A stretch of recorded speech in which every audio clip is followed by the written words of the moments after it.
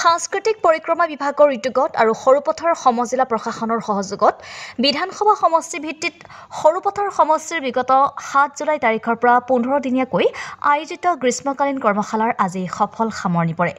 সৰুপথাৰ সমজিলাৰ দক্ষিণ খণ্ড উন্নয়ন বিষয়া কাৰ্যালয়ৰ প্ৰেক্ষাগৃহত অনুষ্ঠিত উক্ত কৰ্মশালাৰ সামৰণি অনুষ্ঠানভাগীৰ আঁতৰে ছাত্ৰী অশ্লেষা শৰ্মাই অনুষ্ঠানভাগীৰ বন্তি প্ৰজ্বলন কৰে সৰুপথাৰ সমজিলাৰ আয়ুক্ত সৈয়দ ৱাজবীৰ সুভানীয়ে। গ্ৰীষ্মকালীন কৰ্মশালাভাগী সৰুপথাৰ সমষ্টিৰ সৰুপথাৰত আধুনিক গীত আৰু বৰপথাৰত যোগাসনৰ কৰ্মশালা হয়। কৰ্মশালাত আধুনিক গীতৰ প্ৰশিক্ষক হিচাপে দেৰগাঁৱৰ সংগীত বিশাৰদ ৰোজ বৰবৰা আৰু সৰুপথাৰ অঞ্চলৰ বিশিষ্ট সংগীত শিল্পী তৰুণ শৰ্মা উপস্থিত থাকে।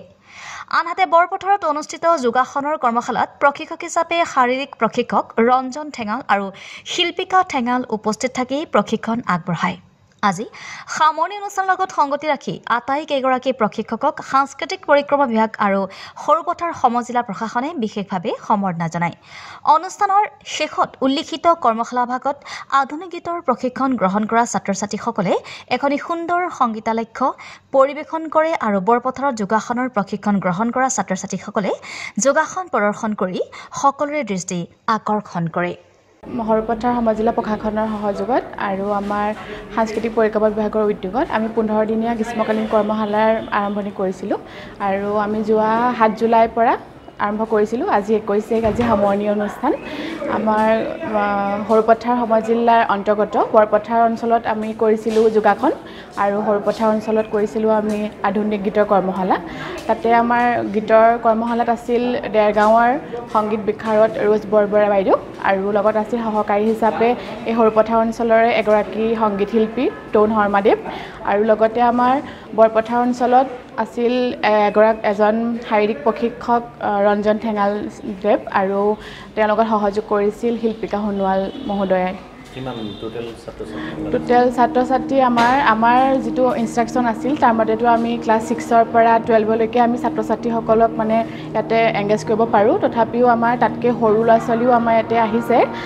যোগাসনত প্ৰায় 50 ছাত্ৰ ছাত্ৰী হৈছে আৰু আপোনাৰ সংগীতৰ তাতো আমাৰ প্ৰায় 48-50 ওচৰা-ওচৰি আৰু ল'ৰা ছোৱালী।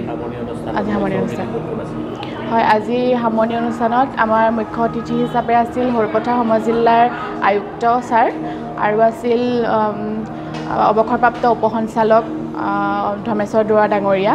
তাৰ উপৰিও আছিল বিশিষ্ট সাংস্কৃতিক কৰ্মীবৃন্দ আৰু লগতে আমাৰ সৰুপথাৰ সমজিলাৰ সাংবাদিক সংস্থাৰ সদস্যসকল।